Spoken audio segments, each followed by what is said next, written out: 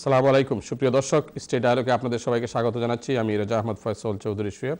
আশা করি আপনারা যেখানে আছেন ভালো আছেন এবং ভালো থাকাটাই আমরা চাই। প্রিয় দর্শক, আমরা সিলেটের বিশ্বনাথের সাবেক এমপি, বিএনপি কেন্দ্রীয় কমিটির সাংগঠনিক সম্পাদক এবং বিএনপি জাতীয়তাবাদী দলের সিলেট জেলা শাখার সভাপতি জনাব ইলিয়াস আলী সাহেবকে আমরা গত রমজানে, যে রমজানটি শেষ হলো, সেই রমজান মাসে একদিন নিয়ে এসেছিলাম এবং আমি বলেছিলাম যে যদি তিনি রমজানের পরে আসেন এবং লন্ডনে থাকেন তাহলে তাকে আমরা আবারও স্টুডিওতে নিয়ে আসবো। সুপ্রিয় দর্শক, আমরা তাকে স্টুডিওতে নিয়ে এসেছি এবং আমরা তাকে পরিচয় করিয়ে দিচ্ছি। আমি কথা বাড়াচ্ছি না, আমি পরিচয় করিয়ে দিচ্ছি আপনাদেরকে। জনাব ইলিয়াস আলী, আসসালামু আলাইকুম। ঈদ মুবারক। ঈদ মুবারক। ভালো আছেন? খুব ভালো আছি, থ্যাংক ইউ ইলিয়াস ভাই। সুপ্রিয় দর্শক, স্টুডিওতে এসেছেন, আপনার প্রতি অনেক কৃতজ্ঞতা চ্যানেল ইউরোপের পক্ষ থেকে। তারপরে যিনি রয়েছেন সুপ্রিয় দর্শক, তিনি হচ্ছেন ডক্টর রফিকুল ইসলাম হেলালি, বিএনপি কেন্দ্রীয় নির্বাহী কমিটির সদস্য, সাবেক সভাপতি ছাত্রদল চট্টগ্রাম বিশ্ববিদ্যালয় শাখা এবং নেত্রকোনা 3 আসন থেকে তিনি বিএনপির মনোনীত প্রার্থী হিসাবে গত নির্বাচনে তিনি অংশগ্রহণ করেছিলেন। আসসালামু আলাইকুম হেলালি সাহেব। কেমন আছেন? ঈদ মুবারক। ঈদ মুবারক। আপনাকে তো অনেক স্মার্ট লাগছে। Thank you. সুপ্রিয় দর্শক, আমরা গত যে অনুষ্ঠানটি করেছিলাম সেটি ইলিয়াস ভাইকে নিয়ে করেছিলাম এবং তিনি একা ছিলেন এবং সেখানে আমরা রমজানের কারণে আমরা ফোন কল নেইনি এবং আজকে আমরা ফোন কল আমরা নেব এবং আমরা কথা বলবো। আপনাদের যাদের প্রশ্ন এবং মতামত দেওয়া রয়েছে, আপনারা সংক্ষিপ্তভাবে আপনাদের প্রশ্ন এবং মতামত আমাদেরকে দিবেন। আমরা কথা বলবো বাংলাদেশের সর্বশেষ রাজনৈতিক পরিস্থিতি নিয়ে এবং দুজন অতিথি আজকে আমাদের এইসব প্রশ্নের উত্তর দিবেন। Thank you. আপনারা আজকে যারা আমাদের অনুষ্ঠান দেখছেন আপনাদেরকে আগাম ধন্যবাদ দিচ্ছি এবং সবাইকে ঈদ মুবারক জানাচ্ছি। আমি শুরু করি ইলিয়াস ভাই আপনাকে দিয়ে। কী অবস্থা? লন্ডনে কতদিন আপনার সফর? লন্ডনে আমি গত 14 তারিখে এসেছি আর আজকে তো 1 তারিখ। মিটিং করেছেন আপনি বিভিন্ন জায়গায় লন্ডন? হ্যাঁ, আমি তো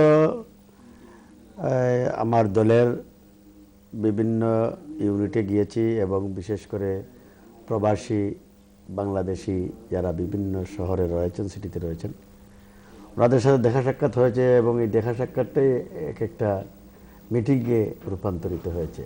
প্রচুর মানুষ, মাশাআল্লাহ, প্রচুর মানুষ। আপনি অনেক জনপ্রিয়।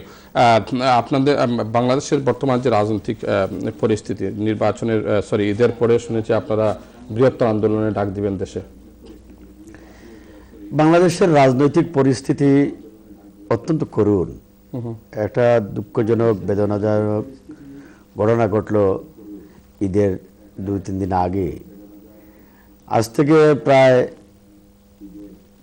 16-17 দিন আগে সুপ্রিম কোর্টের একজন সিনিয়র আইনজীবী মমতাজ উদ্দিন আহমদ, যিনি ডেপুটি অ্যাটর্নি জেনারেল ছিলেন, তো তিনি বিচারপতি শামসুদ্দিন চৌধুরী মানিক এবং বিচারপতি গোবিন্দচন্দ্র দাসের বেঞ্চে একটি অনাকাঙ্ক্ষিত রায় কমেন্টসের প্রতিবাদ করতে গিয়ে তাকে আসামি হতে হয়েছে এবং পুলিশ তাকে গ্রেপ্তারও করেছিল। গ্রেপ্তারের পর পুলিশের প্রহারে, টর্চারে তিনি হার্ট স্ট্রোক করলেন এবং তাকে সোহরাওয়ার্দীতে ভর্তি করা হলো এবং চিকিৎসা তো ভালোভাবে দেওয়া হয়নি। এরপরে তিনি মৃত্যুবরণ করলেন। এতে কি প্রতীয়মান হয় না যে বাংলাদেশের রাজনৈতিক পরিস্থিতি কতটুকু করুণ? আপনি সুপ্রিম কোর্টের একজন সিনিয়র আইনজীবী, তিনি পুলিশের হাতে গ্রেপ্তার হওয়ার পর পুলিশের নির্যাতনে তিনি মৃত্যুবরণ করলেন। সর্বোচ্চ আদালতের একজন কর্মকর্তা, একজন আইনজীবী যদি এভাবে পুলিশের পিটুনিতে জীবন দিতে হয়, তাহলে বাংলাদেশের আইন শৃঙ্খলা পরিস্থিতি, হিউম্যান রাইটস কিভাবে লঙ্ঘিত হচ্ছে এবং ন্যায় বিচার কিভাবে পদদলিত হচ্ছে, এতে খুব সহজেই অনুমেয়। তো বাংলাদেশের রাজনৈতিক এই অনাকাঙ্ক্ষিত পরিবেশ, এই পরিস্থিতি আমরা কেউই কামনা করি না, নেশনও কামনা করে না। তবে যারা ক্ষমতাসীন তারা যেন এত বেপরোয়া হয়ে গিয়েছেন। সকল ক্ষেত্রেই শুধু তাদের একচ্ছত্র আধিপত্য এবং সকল ক্ষেত্রেই তাদের মানে গায়ের জুড়ে কথা বলা, আচরণ করা, গায়ের জুড়ে দেশ পরিচালনা করা, এগুলো কি আপনারা করেছিলেন? এটাই চলছে। হ্যাঁ, আমাদেরকে তো এখন কথা বলে অনেকে আমরা করেছিলাম, কিন্তু আমাদের আমলে তো সুপ্রিম কোর্টের কোনো লয়ার পুলিশ কাস্টডিতে জীবন দিতে হয় নাই। আর আমাদের আমলে এইভাবে হিউম্যান রাইটস লঙ্ঘিত হয় নাই। আর আমাদের আমলে এইভাবে ন্যায় বিচার লঙ্ঘিত হয় নাই।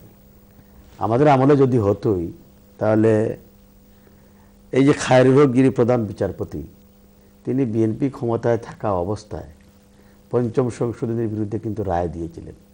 বিএনপি কিন্তু বিচার বিভাগকে এইভাবে দলীয়করণও করে নাই, ম্যানিপুলেশনও করে নাই। তো এখন কথার কথা আপনি বাদকে বাদ বলতে পারেন যে আপনারাও কি করেছিলেন, কিন্তু আমরা করি নাই। এরই প্রমাণ যে খায়রুল হক সাহেব বিএনপি ক্ষমতাসীন থাকা অবস্থায় হাইকোর্টের রায় নির্বিঘ্নে নিঃশঙ্ক চিত্তে তিনি দিতে পেরেছিলেন, তিনি যা বুঝেন, যা ভালো মনে করেন। কিন্তু আজকে তো তা নাই, সেই পরিবেশ নাই। এবং বিএনপি যখন ক্ষমতায় ছিল, এই আওয়ামী লইয়াররা আমাদের মাননীয় বর্ষিয়ান আইনজীবী গত কয়েকদিন আগে আপনার স্টুডিওতে আপনার সাথে এসেছিলেন, ডক্টর কামাল হোসেনের নেতৃত্বে চিফ জাস্টিসের রুমে হামলা করেছিলেন, আঘাত করেছিলেন, দরজায় লাথি মেরেছিলেন। এবং দরজায় যেই লইয়ার, আওয়ামী লইয়ার লাথি মেরেছিলেন, সেই লইয়ার কিন্তু এখন হাইকোর্টের বিচারপতি। নাম কি হবে? নামটা আমি এই মুহূর্তে ভুলে গেছি, তো বিচারপতি। তো আমাদের আমলের সাথে তাদের আমলের বা বর্তমান আমলের আপনি যদি কম্পেয়ার করেন, এই কম্পেয়ার করতে গিয়ে যদি বলেন যে আমরা তাদের সাথে সমভাবে একিউজড, তাহলে এটা কিন্তু মানে ন্যায় বিচার হবে না এবং আপনাদের কাছে যুক্তিসঙ্গত হবে না, যুক্তিসঙ্গত হবে না। আপনাকে অসংখ্য ধন্যবাদ ইলিয়াস ভাই। একটু কথা বলি হেলালি ভাইয়ের সাথে, অন্যথবা তিনি মাইন্ড করবেন, যেহেতু তিনি সিলেটের না, এবং অনেক সময় দেখা যায় যে টেলিভিশনগুলোতে, মানে লন্ডনের টেলিভিশনগুলোতে আপনার বেশিরভাগ সিলেটের নেতৃবৃন্দ যারা আসেন তাদেরকে নিয়ে বসা হয়। হেলালি ভাই, কি অবস্থা চিটাগাঙ্গের? আপনারা তো গত নির্বাচনে, মেয়র নির্বাচনে চিটাগাঙ্গের আওয়ামী লীগের মহিউদ্দিন চৌধুরী সাহেবকে হারিয়ে দিয়েছেন। আপনাদের দলের অবস্থা কি সেখানে চিটাগাঙ্গে? চট্টগ্রাম মেয়র নির্বাচনে ভোটের কাস্টিং 54%। এই 54% ভোট কাস্টিংয়ের ফলে প্রায় 1 লক্ষ ভোটের ব্যবধানে আমাদের প্রার্থী জয়লাভ করেছে। 1 লক্ষ ভোটের ব্যবধান। এখানে যদি 54%-এর জায়গায় 60% ভোট কাস্ট হতো কোনো রকম, গত জাতীয় সংসদ নির্বাচনে যেমনিভাবে 90%-এর উপরে ভোট কাস্ট দেখানো হয়েছে সারা বাংলাদেশে, এমনকি আমার আসনে 93% ভোট কাস্ট দেখানো হয়েছে।